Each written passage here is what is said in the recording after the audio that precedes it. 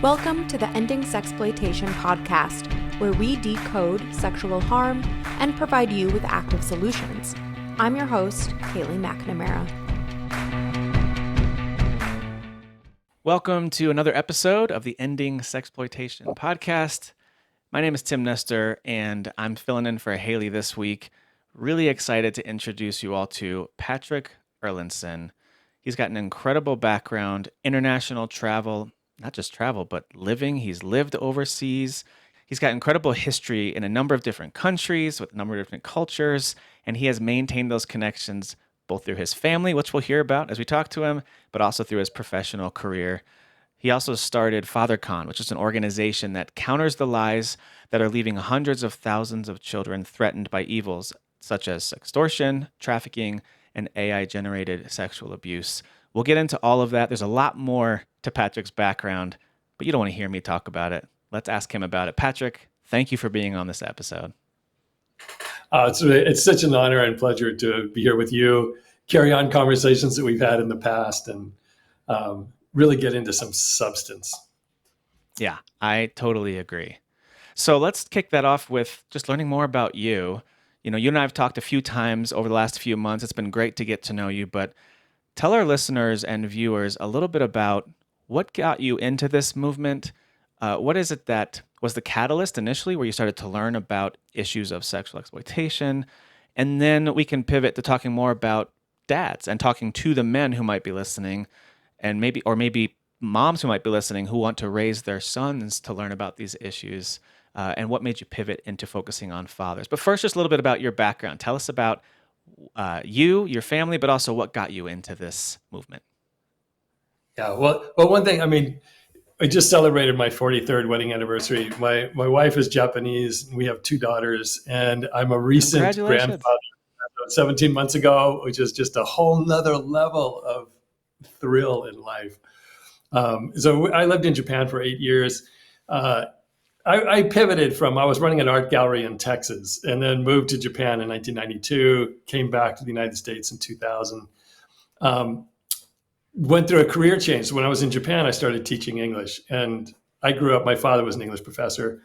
I love language. I think there's so much in language and how we think and how we relate to each other that's rooted in language.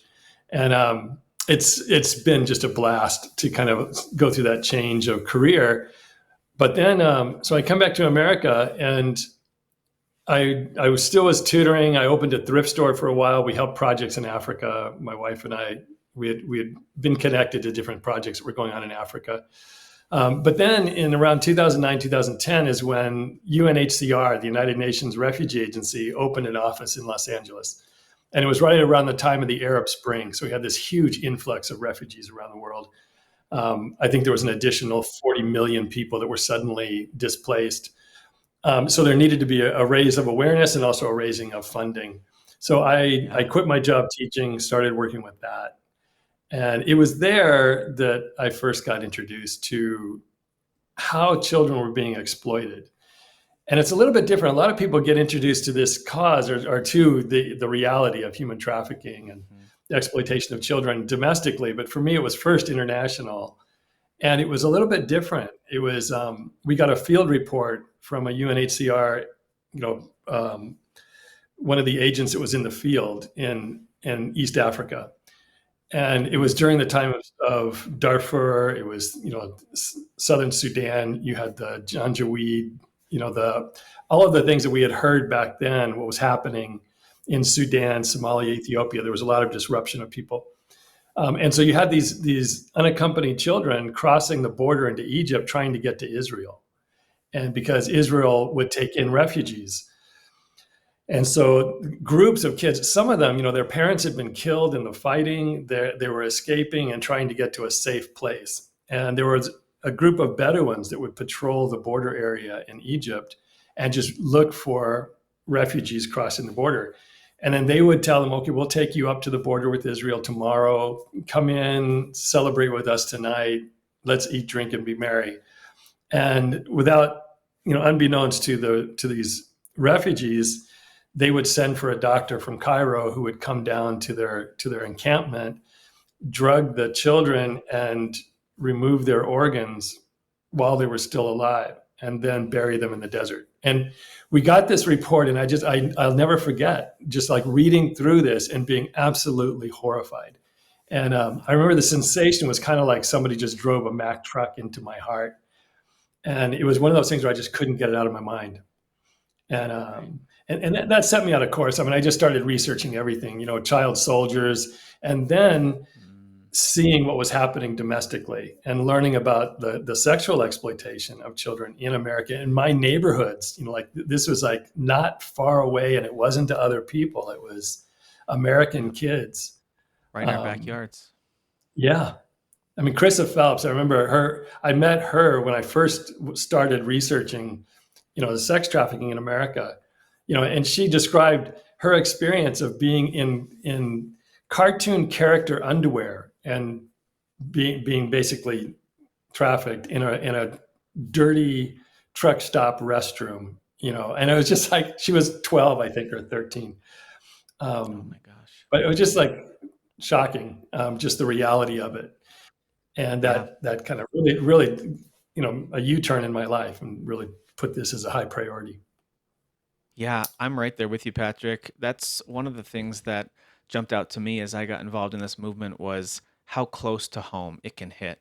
If you watch movies like Taken or Sound of Freedom, there's some elements there that I understand the draw. I've enjoyed movies like that. I like a hero movie where they have to go to where all the bad guys are and where they've taken all their victims, and you go save them and bring them back home where it's safe. But the reality is much different in most cases, where a lot of these kids, it's happening not just in our backyards, sometimes right in our kitchens, living rooms, or their bedrooms, using their devices, using their computers. And the way that people are trafficked today and exploited is so close to home. And that's really what started to hit me. As a dad, I've got teenagers, I've got kids in elementary school. And as they're growing up and getting devices, my wife and I are trying to resist handing the devices over to them for as long as we can. But to a certain extent, you can't avoid technology. You can't avoid them getting online in whatever capacity. So how do we protect them? What can I do? What voice can I raise as a dad, both in my family, but also in the legislative sphere, to protect our kids and get ahead of it? Really, that's part of it too. You don't want to wait until you are in crisis and something devastating has happened to take action. And that was my driving force as well. It's very personal, as a dad. Yeah. If it's, this is the thing that I always mention, which a lot of people feel, well, this is not affecting me. This is not impacting my family. And I go, yeah, if it impacts your family, it's too late. You do not want to, you don't want to go there. I mean, I sat with a father at an event where I was speaking at, and this was a couple that had several kids. Their teenage daughter was just being obnoxious and acting up, and so they tried a little tough love, and they told her, well, look, if you don't want to follow our rules, if you're going to keep being a bad influence on your younger siblings, well, then just go stay with someone else for a while, and then when you decide you want to be part of this family, come back. And they knew all of her friends, so they knew all of her friends' parents, and so they thought, no problem, she'll go stay with one of her girlfriends. What they didn't know is that she had met this guy online about a week or two before, and he's the guy she called. So she leaves home, gets picked up by this guy. He immediately puts a needle in her arm and fills her with heroin and puts her on a mattress, and she spends weeks not moving from the mattress, and getting very addicted to drugs. And sitting down next to this father, and he knows that she's in the area, and he knows what she's going through every day. And I wouldn't wish that on my worst enemy. The feeling of the agony in his eyes as a dad who loves his daughter and knowing what she's going through and having her be so close, and yet he can't rescue her. He can't bring her back. And there is kind of a happy ending to that story. The last that I heard anyway, she got away from the initial traffickers. They were going to sell her for $20,000 to another gang, and she ended up getting out of the house. But she wouldn't go back home. She was so ashamed, and she was so drug addicted by that point that she ended up attaching herself to another trafficker. But the last I heard, she was going into rehab, and she had kind of gotten away from them. So I'm praying that that's true. Yeah, And that there you was hear that. these stories and it just breaks your heart. And there's a part of me that honestly says that's so sad for them, but not our family, not my kids. Hmm. It's impossible. Yeah. It can't happen.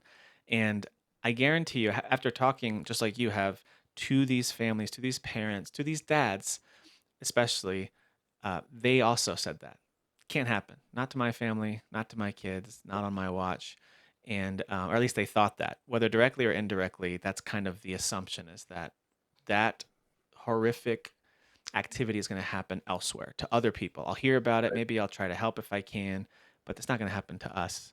And I think that is one of the most dangerous mindsets to have because then your guard is down. You're not proactive. You're not preparing yourself and your kids for how to protect yourselves from these things. And so, well, you mentioned talking to fathers at an event.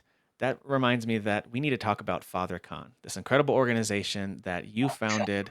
I'm curious, give us the overview of Fathercon. What's it about? And by the way, I love what's on your website on fathercon.org. I'll just bring this up real quick so people can see it. Right here at the top under your logo, it says, never too early, never too late, fathers matter. And I just love that. That's a great summary of the call to dads, right? It's never too early to start the conversation. It's also never too late to start healing and renewing that family relationship or restoring that dignity. And fathers matter. We're an important part of this conversation. We can't leave it to others to fix. We can't leave it to politicians, can't leave it to moms, can't leave it to kids to fix it themselves. Dads, we have to step in and do something. And so tell us a little bit about Fathercon and whether it's about events or conversations you've had, or really just what is at the core of this organization. Yeah. So I started working after I first got introduced to human trafficking. I started a website to basically gather information on all the different activities, events, everything that was going on in Southern California. That put me in touch with a lot of different organizations. I ended up finding Long Beach in Los Angeles area. Long Beach had a human trafficking task force. I joined that and I took over the prevention subcommittee. So I'd been working for 8 years on the prevention side of human trafficking, Okay. which to me, it's, I love the people who are taking care of survivors, who are giving people a second chance at life, who are doing that heavy lifting. But for me, it was like, I just didn't want to hear about one more girl or one more boy who was being trafficked or got sucked into it. So it's like, how can we get ahead of it? How do we go upstream? And that just led me, after many, many conversations with survivors, with former traffickers, former buyers, but there was always this father connection and it just kept coming up. And I just thought, we're seeing the vulnerability of someone to be exploited that increases based on their relationship with their dad or the non-existent relationship with the dad. So fathers can be part of the vulnerability that's easily exploited by traffickers. But on the other side too, there's a sense of anger and entitlement that comes from, especially from boys who don't have a dad. And I can get into this more. There's really interesting things about what a father provides that's unique from the mother, that really impacts their behavior when it comes to this kind of issue. But it became really clear to me that it's like, if we get fatherhood right, we cut off both the supply and the demand, that both of those are being affected by the presence of a dad or lack of presence of a dad. And so here was this, this is something we can do that would kind of choke off the supply of people who are, willing. We had boys here in Los Angeles lining up to pay for sex with a 12-year-old autistic girl. And that just kind of, it left me speechless that these were sons coming out of our homes that feel somehow justified, or it's okay for me to do that.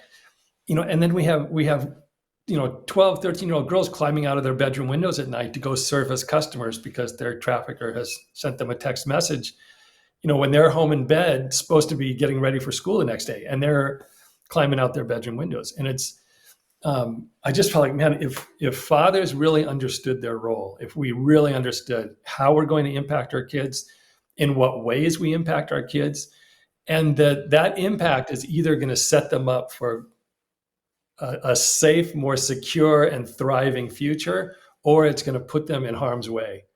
And if we really understood that, as men, that I can be doing something, my behavior can set my kid up to be hurt, that really impacted me deeply. And so that's when I started looking at Fathercon.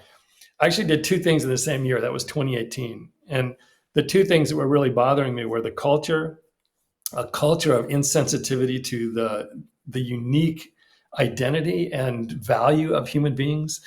So we had this culture that was like, inspiring people or motivating people to become callous towards each other and to see other people as something to be used and manipulated. And then also what was happening in the home that was creating the vulnerability.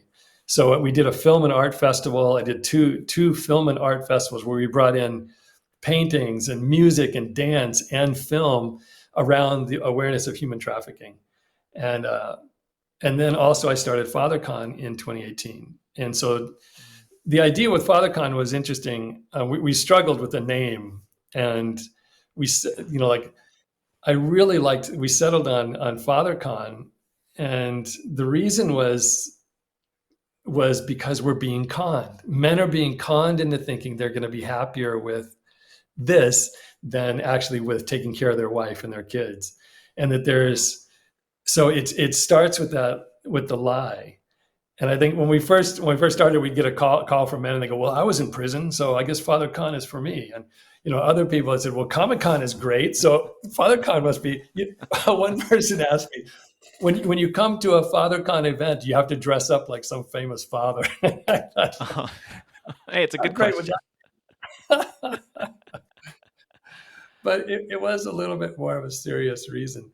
And I No, think I love that. The idea of being conned, like we've been Yeah. misled as a culture and as Yeah. fathers, and honestly, even as mothers, of what is the father's role. And a lot of us as a culture, we've accepted that. I mean, even if you look at TV shows, right? The dad's the dope. He's very rarely there. When he's there, he just wants to watch the game and drink his beer and leave him alone. He'll make the wisecracks, but so everything from your role in the home and the family, like let the wife do all the work in the home and you just work and come home. Like, so there's that piece, of course. But I think that kind of builds a foundation to make things really dangerous when it comes to these issues. If you're Right. that disconnected, and if the culture is saying this is appropriate, not only appropriate, it's encouraged and it's fun and it's acceptable for the dad to be disconnected, that means when your child has built a relationship, like that story you mentioned earlier, they've met someone online or they are getting involved with whether it's people or organizations or forums or apps or whatever that are really dangerous. They're taking them down a bad road. The dad can just put his hands up and be like, I'm just here to drink beer and pay the bills, and they can stay really disconnected. So I think there's been a foundation of that built, right, in our culture. Yeah, and I think you also brought up an interesting point about mothers. So when I started Fathercon, it was not to be a men's organization. It's not a men's group. It's really fatherhood centered, and it's like, and both men and women have to understand the unique role that the father plays. And I think we've seen increasingly, where it's the assumption has been that women are the authority on how children should be raised, and that's really gotten us in a lot of trouble. We now have globally, I think there's something like 100 million single mothers, which means you have at least 300 million children growing up with a single mother. And this is not to disparage single motherhood. I mean, God, there are so many great women who have had to take on this burden. But my point is, children really need a mother and a father, and we've created the conditions for too many children to be raised in an imbalanced childhood that is going to impact them. And sometimes it motivates a kid to be better, right? I mean, you have this hardship, you suffer the lack of something, and it motivates you to become better. But statistically, kids are just so much worse off if they're not going to have that positive influence of a father. And I think that's why there's the balance, right? The role of the mom, the role of the father in the home, and when either one has to carry both roles, that's first of all, it's unfair to ask a father That's to right. play both roles or a mother to play both roles. It's just That's right. not possible to do both successfully, in my opinion. And now that doesn't mean there haven't been really successful single parents who have raised Exactly. amazing kids, and of course That's exactly. that's true. But like you mentioned, the statistics, there are the norms, which are much sadder and much more vulnerable. It doesn't mean that they're going to have horrible lives or going to be victims of sexual exploitation, but the risk is so much higher for these single Yeah. parents when you don't have both. And I think we see a lot of great resources out there for parents, but it usually tends to skew towards moms. In my experience, a lot of the parent resources skew towards how moms need to have these resources, have some ways they can help their kids. It just has a motherly tone to a lot of parenting resources. So, what you're doing here with talking about fatherhood, whether it's for moms or dads or both, to learn more about what fatherhood should be like and how to overcome the con of how we've been taught about fatherhood, I think it's so important. And that's why I'm so glad that you're here to talk with us about the importance of the roles of fathers. But I just want to call out and celebrate, because I have some in my family as well, in my extended family, my wife's side of the family, and celebrate those moms who have filled that role of fatherhood Right. and why it's important. And for many of them that might be listening, even, I'm a single mom. Are you talking to me? In a way, yes, because the role of fatherhood is so important. And you might be the only one in that child's life who can help fill some of that. And maybe learning and hearing from you a little bit on this can give them some ideas on how to fill that role and what that gap is that needs to be bridged. Yeah.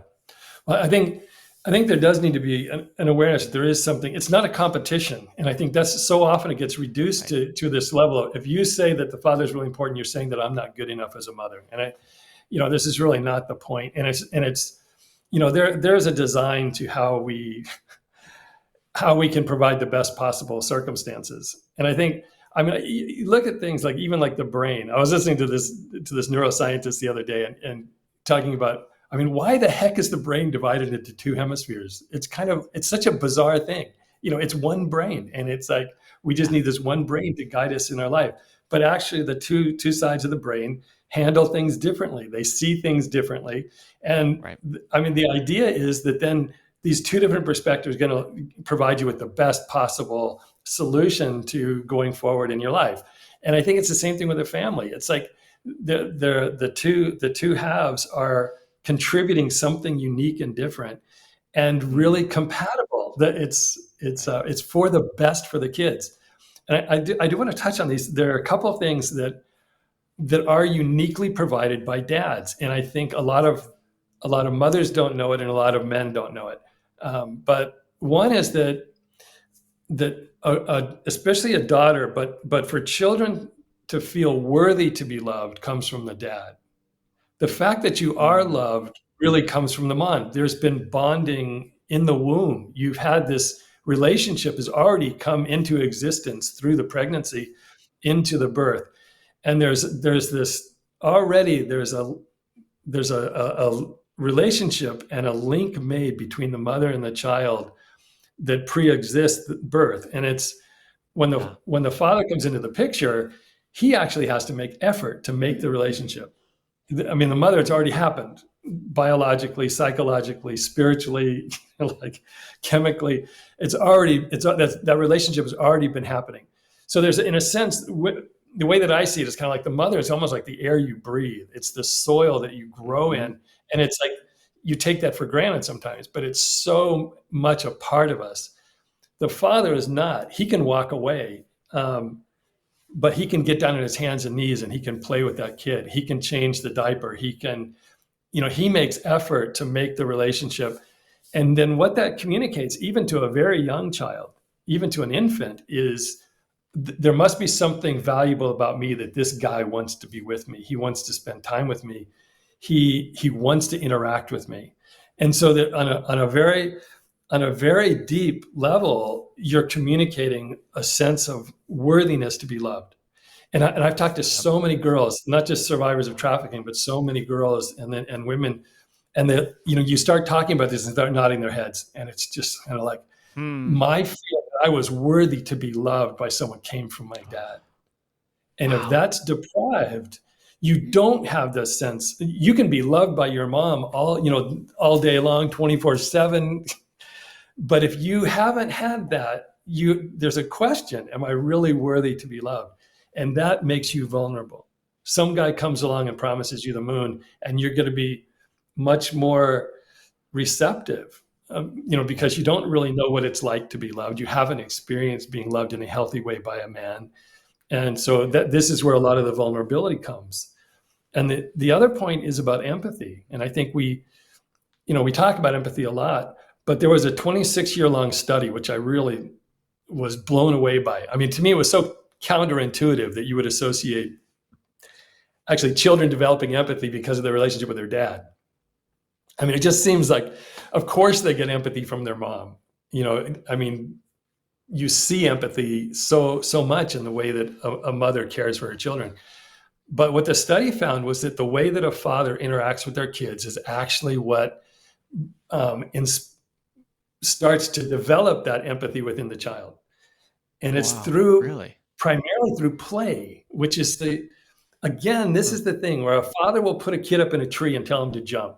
I've never seen a mother do that. Not without spreading bubble wrap on the ground and it's like the mother's job is really keep the kids as safe as possible. The dad's job is to show them that risk is not a bad thing. And how to navigate that risk too, right? That's a big part of it. Yeah.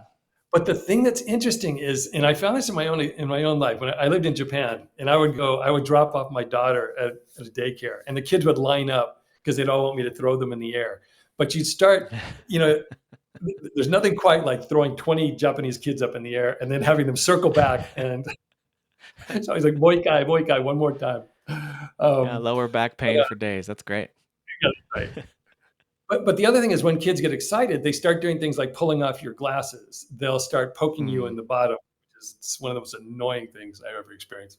But they start doing things that make you uncomfortable. And then the father says, okay, that's it. We're not playing anymore. If you can't control yourself, if you can't stop pulling off my glasses, then we have to stop playing. Boundaries. And there's boundaries. And the kid learns, I have to be aware of how this other person feels if I want to keep playing. And it's very, very interesting. And it's so, and the way that the father interacts. And for most dads, it's really intuitive. You intuitively know you want to play rough. You want to throw that kid around. You want to tickle them till they pee. You just want to, you're willing to push things to a limit that the mother usually isn't. And there's a real significant value to that. And kids who learn, they learn empathy young, that stays with them through a lifetime. And so what happens if you don't have that? If you don't have the dad and your empathy level is not fully developing, it makes sense when you look at 70% of the young people that end up in incarceration are coming out of fatherless homes. We have huge numbers of men who are in prison coming out of fatherless homes. And it's like there's many links between a lack of empathy and a willingness to cross moral, ethical lines, to violate your conscience, and then eventually break legal lines. And so you start there's this progression. If you don't have the empathy, it's much easier to steal from someone. It's much easier to start crossing, moral and also legal lines in your behavior. And you end up in prison or you end up dead. I mean, so many young people. It reminds me of this quote from the great Gene Allert, executive director of the Institute for Shelter Care. The quote is, "The greatest insulation a girl has against being exploited is a healthy relationship with her father." Like that's about as eye-opening as it gets right there. So everything you're saying right now, you're talking about the foundational way to build those close relationships with kids. You don't just go up to them and say, "We're going to be close now." It's a daily practice. It's a daily grind. Sometimes when you'd rather not, you're out of energy, you're kind of like taking that step, leaning in, as a lot of people would say, to your kids. And so that's why it's so important. And it makes me think too about the issues that we talk about here at the National Center on Sexual Exploitation, everything from pornography to sex buying, prostitution, sexual violence, image-based sexual abuse.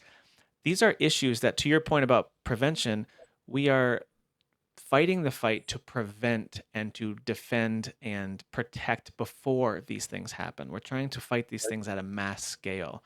And I'm curious, from your perspective, what are some of the specific issues of exploitation that dads need to be, maybe they're not aware enough about? I feel like the issue of pornography is something we talk about a lot, and we can talk about that and how dads play a role in defending and teaching their kids about pornography. But what about some of these other issues of sex buying, sex trafficking, other ways that we're exploited, that we see people exploited sexually, child abuse, prostitution, some of these other issues? Are there other ways that maybe dads need to elevate their education and understanding of these issues? Yeah. Well, I mean, obviously across the board, all of those. I think I would go like a step further and a step back. And it's, so to me, the thing is, we live in a culture now that really focuses on what you're entitled to. And this to me is really the danger ground, for, especially for men. If you start feeling like you're entitled to something that you don't have, that you haven't earned, or that you haven't been given, a sense of entitlement does a couple of things. One of them is it decreases your sense of gratitude for what you do have. You stop seeing what's right in front of your face. You stop seeing the incredible wonder and miracle and blessing and gift that it is to be a dad and to have a family.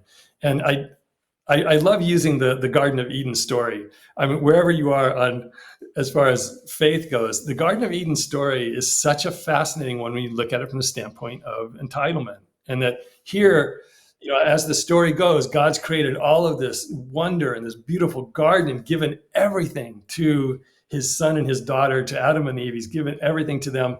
And you can have all of this, but just this one thing, trust me on this, you don't want that one thing. Right. And so then what is the temptation? The temptation comes along and says, what? You didn't ask to be born. That's the one thing that's really going to make you happy. That's the one thing that's going to really lift you up and make you all that you can be. And so just go. And if it looks good to you, go take it. So it's this sense of entitlement to something, that wasn't there. And it was also trusting this voice that's telling you, no, that's where your real happiness is. And I think this is what we're facing culturally. It's in advertising. It's everywhere. You should have whiter teeth. You should have the fastest internet. All of these things that you're entitled to and you deserve, you should have them. If you listen to commercials, count how many times you hear that you deserve something. I mean, who decided I deserve to have white teeth when I drink coffee every day? I mean, what? But very good point. Yeah. But it's this sense of entitlement. So it reduces gratitude, which I think is absolutely vital to life. But it makes you a victim, because if you're entitled to something, if you deserve something and you don't have it, somebody's keeping it from you. And then that leads to a justification. It is now okay for me to go take it because I deserve it and somebody's keeping me from it. So there's this whole process of justification. And I find this with men a lot. We can lie to ourselves really well, and we can justify why it's okay for me to sit down and watch TV when my wife and my kids really need me.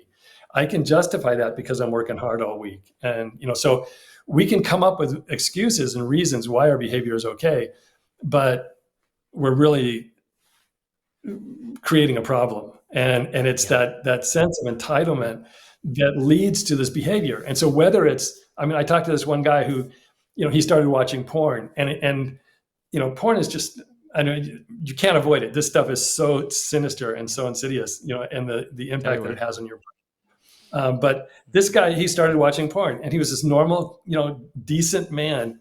And he starts watching porn. He started getting pop-ups into porn. He starts watching these cases of men, women, and the women seem to enjoy it. They seem to, be okay with it. And it was this escalation of his interest, his curiosity. He reached a point where he followed a girl out of the gym one day and just spontaneously decided, okay, I'm going to her. And, so not only he's crossing these kind of moral lines and his conscience, but he had seen it so much that he felt like, I really want to have that experience. And it's been so normalized through what he'd been watching. So he pushes this woman down in her car. She opens the car door. She pushes her down. He's going to get on top of her. The absolute terror in her eyes woke him up. and it shocked him to the point where he ran away. He got arrested. He had to do some time for his attempt, Yeah.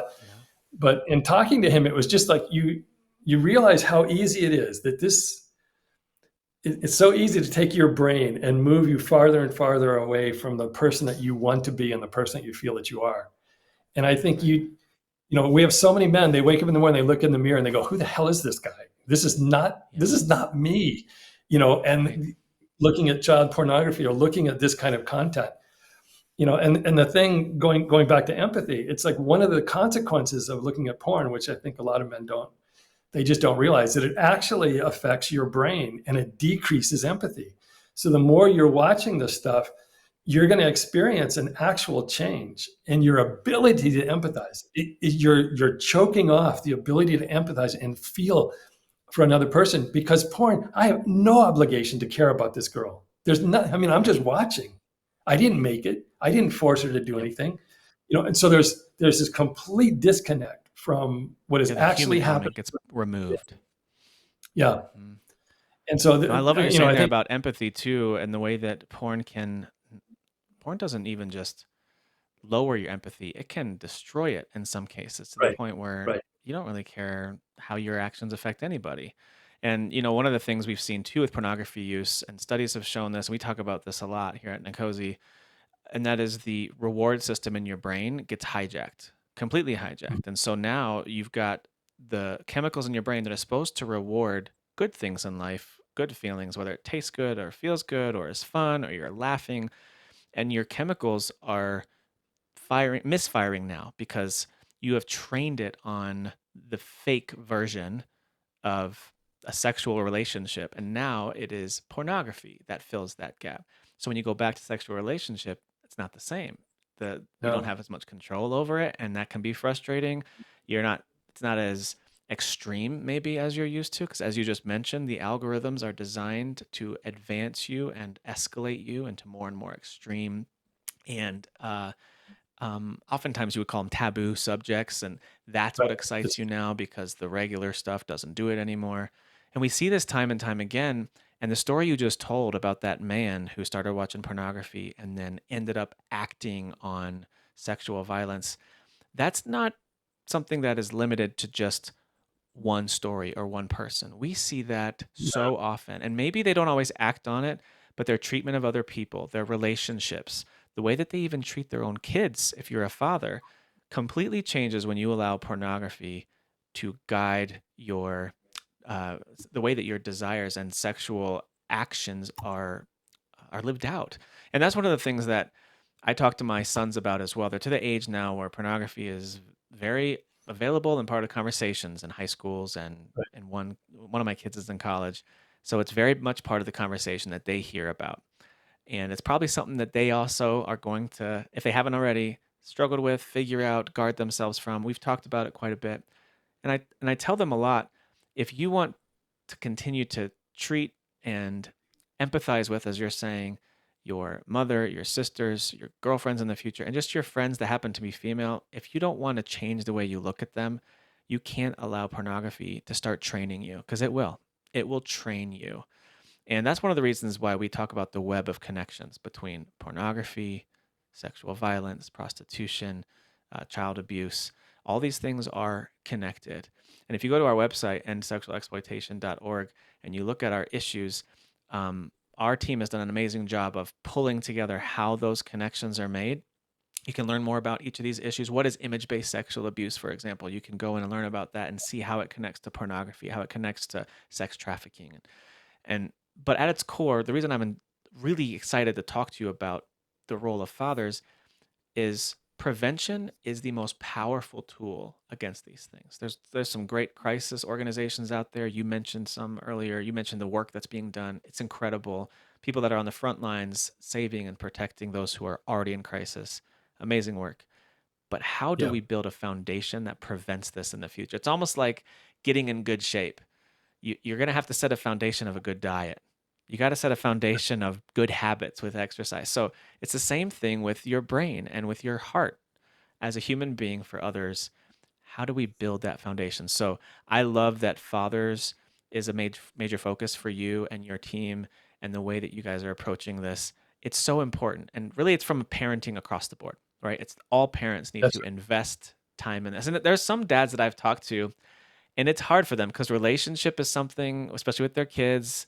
They're like, yeah, it's important. I know it's important, but it's just hard for me. It doesn't come naturally to me. So one of the guys I was chatting with, as soon as I mentioned the word investment, he's a big finance guy. As soon as I said, think of it like an investment, the return might be years from now, but it's right. going to be an incredible one. You'll never regret spending time with your kids and guiding them and helping build empathy and care for other people, especially your sons, on how to treat other people. So sons need their fathers to set that example. So as soon as I said investment, I saw his eyebrows go up and he was like, "Oh, that's a good way to look at it. All right, I can handle that." So there is a communication style, at least for some men, that you have to just connect on what that thing is. It's an investment. Maybe it's with fitness, like I mentioned with dieting. There's lots of different ways we can connect with dads and say, this is worth your time, worth your investment. I think all of us would say if our families were in danger, we would do everything we can to save them. Right. Okay. If they're not in imminent danger yet, are you willing to do whatever it takes to prevent that danger? Or do you want to wait until lives are on the line? So that's one of the things that comes to mind as you were sharing is you have to build that foundation. You're preparing ahead of time, it's so important. Yeah, that's exactly right. Yeah, that just conjured up an image for me of when I was living in Japan, and I was working 6, sometimes 7 days a week, and I came home and I was watching some stupid, mindless action movie, and my daughter, who was around 6 or 7 at the time, she was extremely sensitive, and she comes into the room and she's just like, "No, Daddy, turn that off, turn that off." I mean, it was like some bodies being exploded and stuff. It's, Uh-huh. anyway, and then so me in my deep father heart turned to her and said, "Well, you can just go out of the room, just leave." And she starts crying and leaves the room. And it's like, this was probably close to 30 years ago, and I still remember. I mean, it still chokes me up. I think about I made my daughter cry. I don't know what that movie was. I don't care what that movie was, but that took priority over my daughter's feelings in that moment. And Yeah. we all make mistakes. We're not perfect as dads, and we're growing into this, and our children really help us to grow into being better men and being fathers. And then thank God we get to become grandfathers and we get another shot at it. Yeah. My wife and I were just really, talking about that. Like, hey, we're not in a hurry. Okay. None of our kids are through college age yet, but we are excited for some second at bats at some of this stuff, Yeah. that's Yeah. really true. But I did want to say One of the issues that we talk about with the issues of exploitation is AI and technology. And that's another way to connect with fathers, because a lot of dads these days, myself included, we're very interested in tech and the latest and greatest, whether it's a device or a new platform or some new AI tool that can really make efficient so many tasks that you do throughout the day, whether it's at work or at home. And so technology is a big part of this. Have you found that as you're chatting with dads and you're chatting with families, that technology is a big part of that conversation? Well, definitely. And I think the one thing that I've seen more dads do in order to bond with their kids, they'll start playing video games with the kids. And Yeah. there's a good point to that. And there's also a real negative point. I mean, I think getting out of the house and doing things, that are much more physical is really important, especially for fathers and boys. But the fascination with technology and the things that we can do is not going to go away. It's very important, and it's going to be with us. The one thing that I would say, I mean, because I teach reading, and what I noticed with kids, and it was started before COVID, but COVID really exacerbated it. But what's happening to young people now is that we're becoming information-based, not knowledge-based. So now you can Google something. So you're using the internet, you're using AI, all of these things for a particular task. But what's happening is their ability to critically think and the ability to actually go from point A to point B is really declining in young people. Yeah. And so I think this is where we just had this event for fathers reading to their kids. And it's really, really, there's all these wonderful things about how different it is when a father reads than a mother reads. But one of the things is we tend to ask different questions about the story. Whereas the mother tends to reinforce what's happening in the story. Dads will start going, well, what did he do that for? Like, what? Like we start asking different questions that stimulate critical thinking. And my concern is that, like dads feel that it's okay, I'm playing together, but we're sitting next to each other and we're playing a video game, and that's okay. It can be, but not at the expense of other things. And if you understand that, we need to build a knowledge base. We need to be able to think through and know if this happens, then probably this is going to happen. And then so, and all of this is very prefrontal cortex in human beings. It's very unique to human beings. We can start looking at the consequences of our actions, and we start to plan for the future and all of these things. But what's happening today is that we're, with too much technology, with this focus on Googling everything instead of sitting down and thinking something through, we are creating problems. And anyway, so I'm a little bit anxious about some of this overuse of AI and technology. And I think joke with my kids sometimes about how now when they have a question, like, oh, who was that actor, or what was that animal, or whatever the thing is, there's no question you can't answer now. But when I was growing up, we would argue about a thing, and then we kind of like, well, I guess we'll never know. That was just kind of like, kind of tried, but it's funny to think about how today, and you talked about this with entitlement. I think there's something with instant gratification that is damaging over the long term. These things lead to patterns that we establish that can make our guard go down when you're in a game like Roblox and just want to try all the games. And you don't think that it's a little bit spicy or, out of bounds for what my parents are okay with, but I'll just try it, because instant gratification. I just want to try it. I just want to try it. I just want to try it. And we see that with things like Roblox. We see it on social media platforms where, hey, I just want to talk with my friends on Snapchat. And then that becomes something bigger. Not only are you addicted to that social media tool, which is a totally different but important conversation, but now you're vulnerable to when you're targeted and when there's exploitation that comes knocking at the door. And usually it's in the form of something that doesn't look dangerous. They don't come in as big, evil, bad guys you see in movies. They're not like these greasy mobsters who are coming to grab you and put you in a van and drive you away.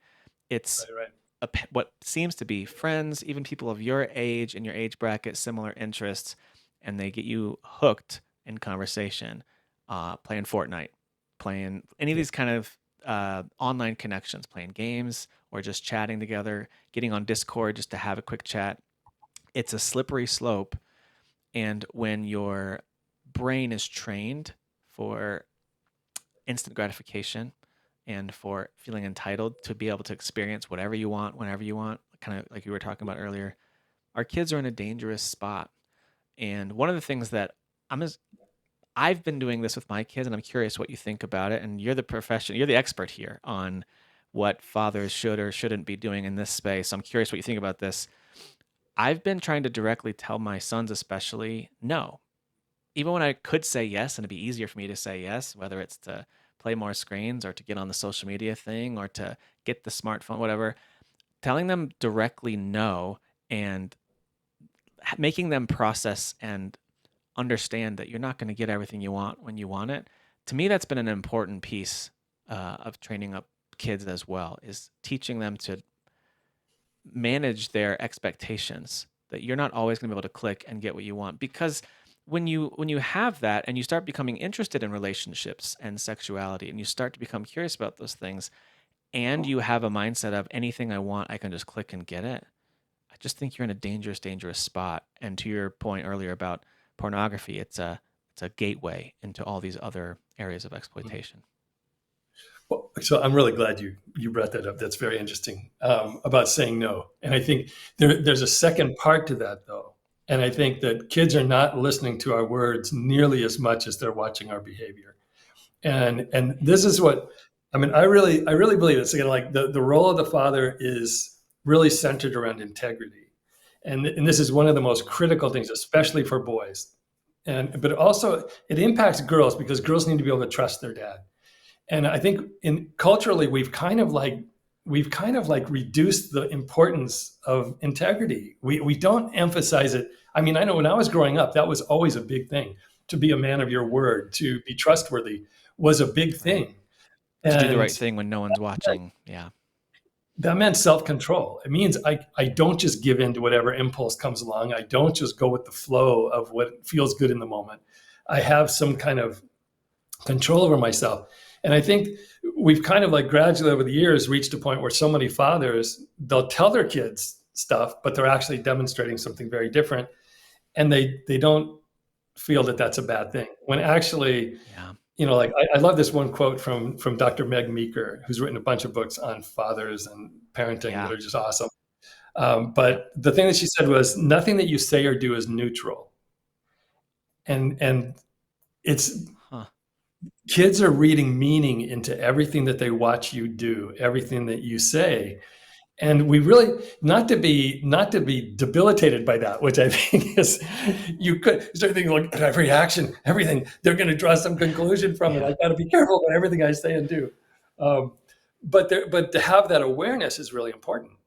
Kids are That's going right. to assign meaning to what they Because maybe see you have to you. just talk about it. It doesn't mean you have to panic every time you're doing something, but talk with them about it, That's right. right? And I think that the willingness to say you were wrong, or to say Mm. you're sorry, is a really important thing for fathers. I mean, we really have to Yeah. be able to come in and say, man, I'm sorry, I really lost it there, and I shouldn't do that. That's really important for me not to be like that. Right. But kids need to see that vulnerability in their father, that we don't always have to be the stoic and I never do anything wrong, but also own up to things where we did fall short. And I found that in my relationship with my daughters is to be extremely important. Like something that they've carried in their hearts. This just came up not too long ago with my younger daughter. She was carrying something in her heart for 30 years, and I had no clue. And when I heard that, and I realized, man, I was so insensitive in this moment to her, and this is someone I love and care about.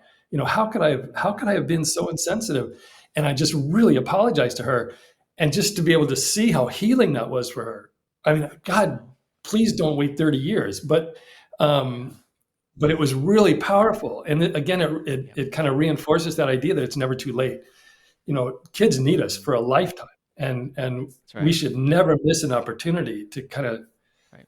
own up to things. If we've dropped the ball, then my God, pick it up and, That's right. but face those things. But I think integrity is a really big deal. And I think culturally, I the agree. messaging in our culture today is integrity doesn't really matter. If you can get away with it, go for it. That's the messaging, and that there's always a justification for your behavior. I mean, you see all these people, as soon as somebody does something criminal, you'll have a bunch of voices come out and say, well, that's because of this. And it's like, of course he did. It's kind of, Yeah. instead of saying, yeah, well, I really have to be responsible for my actions. And yeah, maybe Mm-hmm. I started out, behind other people or with a deficit, but it's my life and I'm responsible for it. And no one can take that Yeah, I love that. responsibility.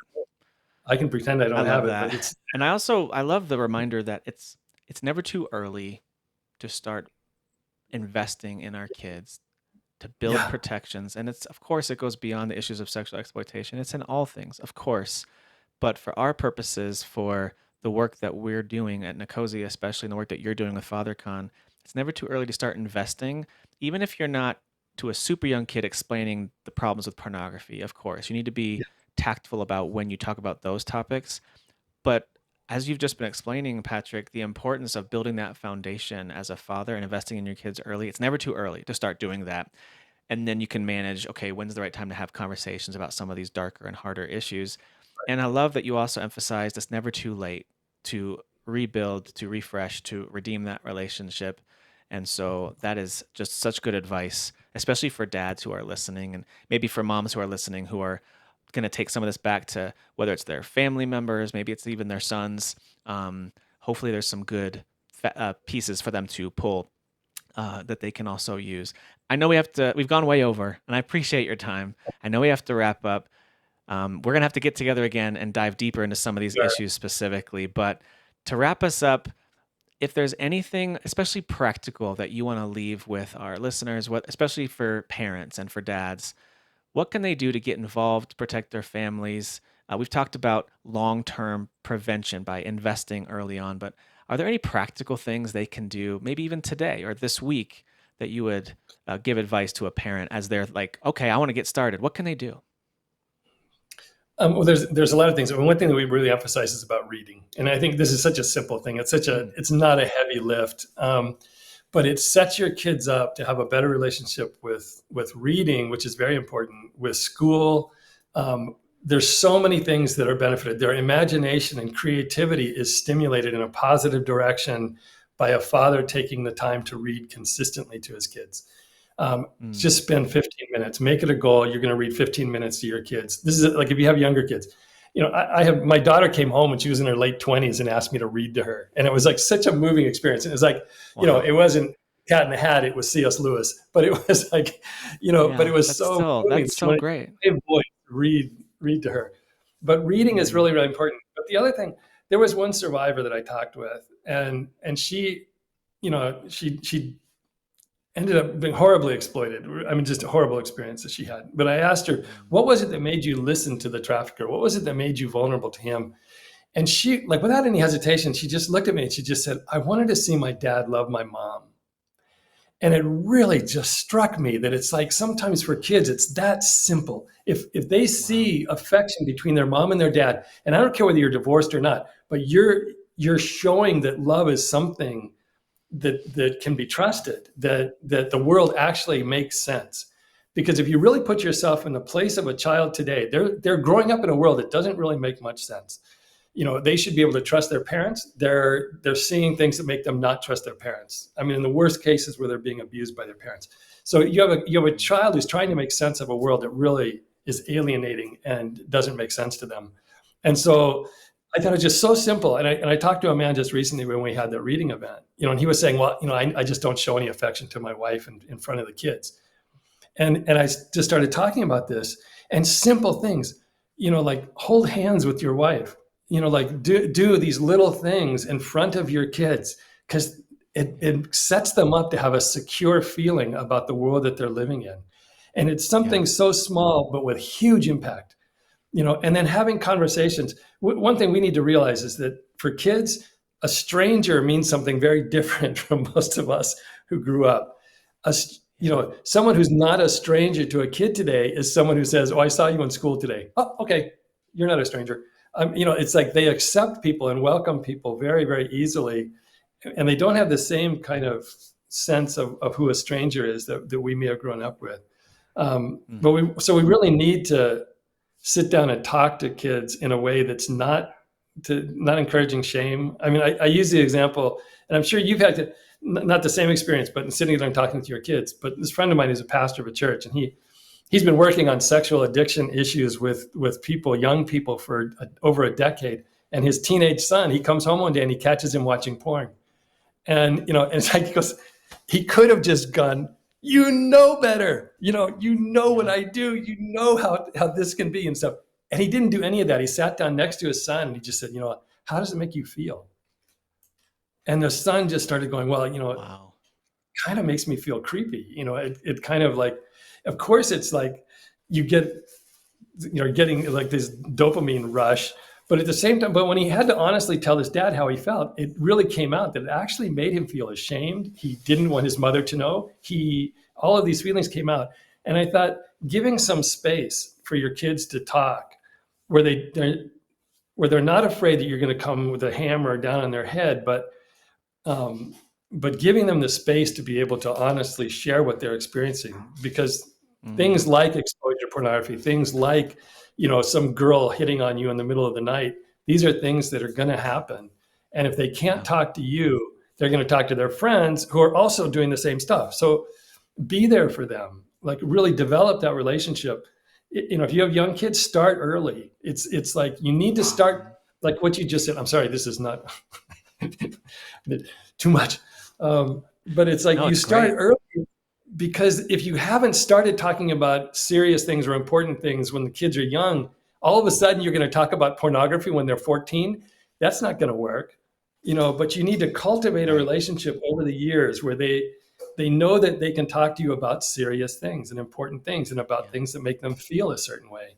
But you start. That's a really good point, because you build a relationship with your kids just like you with another person. You're not going to go up to someone who you know is a really casual acquaintance, you barely talk, and all of a sudden just, well, you shouldn't probably, just unload all your life burdens and your deepest, darkest secrets. That's going to come over time, right? You're going to build that. And so when you need to go to someone, it's because it's those who you've built a relationship with. And it's the same with our kids. When we need to have those harder conversations, having started young with everything, I love the advice of read to your kids, have conversations with your kids, invest that time. It doesn't have to be hours and hours of your day. No, it Sometimes you need doesn't. to just start small, right? Something like before bedtime for 5 minutes, instead of quickly getting them in bed, take the 5 minutes to read them that book that they love. You know that they love it. Maybe to even read it twice and then Yeah. move on. You can go then do the things that you want to do, but invest that little bit of time and then it will grow, and you mentioned your kids seeing, a father and mother show love to each other in the home. And I know that not every home can do this, but in our home, I know that when I've gone into the kitchen and just given my wife a big hug after a long day of work, usually our youngest will see that and they'll come sprinting in and join the group hug. And I'm like, well, it wasn't a group hug, but that's okay. It is now, And so you're right. Setting that example of showing love, treating people well, telling my wife maybe too many times, thank you, if she's made a big meal for us or has cleaned up a ton, or she'll do the same thing. Like she'll thank me for whether it's handling finances or whatever it is, whatever the role is that you're playing in your home, Yeah. expressing gratitude, which you mentioned earlier, showing love for other people. Those are just some really great practical ways. Thank you for sharing those that parents can dive into right now. Now, Patrick, we do have to wrap up.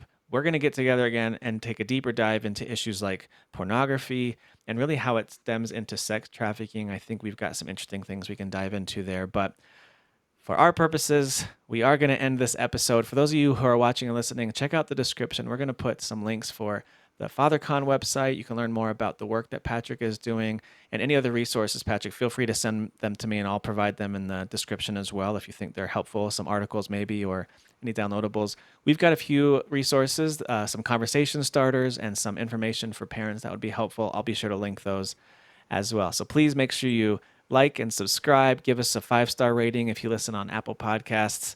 Share it with your friends and family who you think it would benefit. And thank you for joining us in ending sexploitation.